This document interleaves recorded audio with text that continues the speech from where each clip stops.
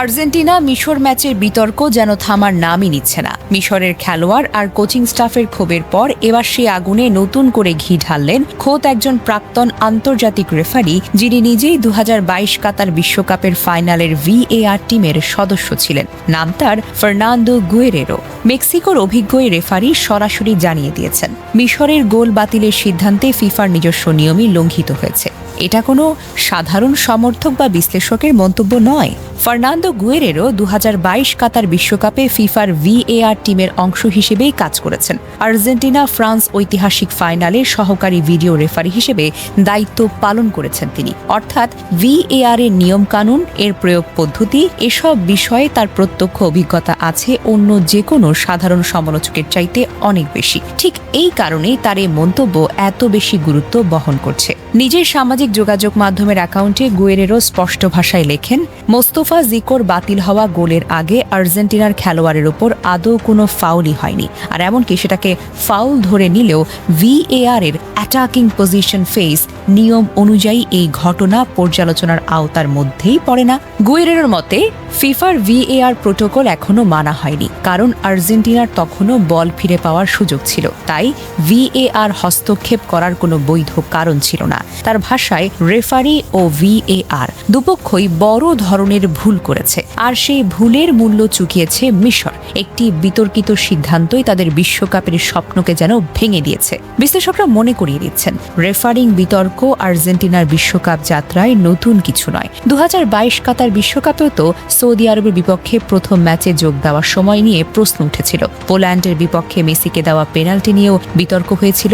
এবারের বিশ্বকাপেও অস্ট্রিয়ার বিপক্ষে মেসির রেকর্ড গড়া গোলের বিল্ড আপে একটি বিতর্কিত সংস্পর্শ নিয়েও প্রশ্ন উঠেছিল, যা VAR পর্যালোচনার আওতায় আনা হয়নি। তবে গুয়েরেরোর এই সমালোচনার সঙ্গে একমত পোষণ করেছেন আরও একাধিক সাবেক রেফারি ও বিশ্লেষক।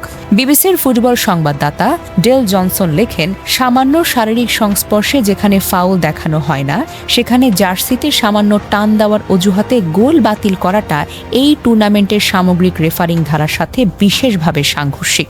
সাবেক ইংলিশ ক্যাপ্টেন অ্যালান শিয়েরারও প্রশ্ন তোলেন একই জায়গায়, হয় দুটোই ফাউল, নয়তো কোনোটাই ফাউল নয়। কিন্তু ম্যাচ তো আর নতুন করে খেলা হবে না বলেই তাদের জানানো হয়েছে। দ্য অ্যাথলেটিককে লেখা এক বিশ্লেষকে সাবেক premier league referee Graham Scott মন্তব্য করেছেন, এই সংস্পর্শ নিছক একটা স্বাভাবিক শারীরিক লড়াই ছাড়া আর কিছুই ছিল না, যা VAR হস্তক্ষেপের যোগ্যই নয়।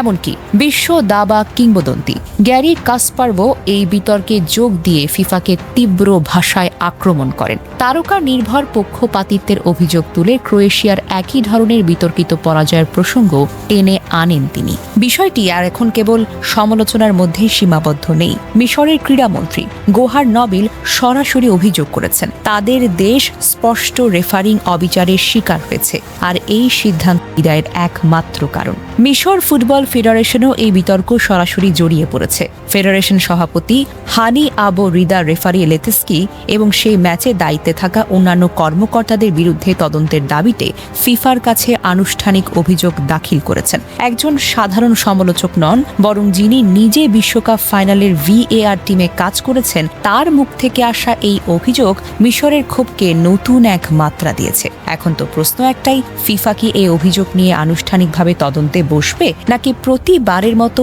এবারও পুরো বিষয়টা খেলার অংশ বলেই চাপা পড়ে যাবে?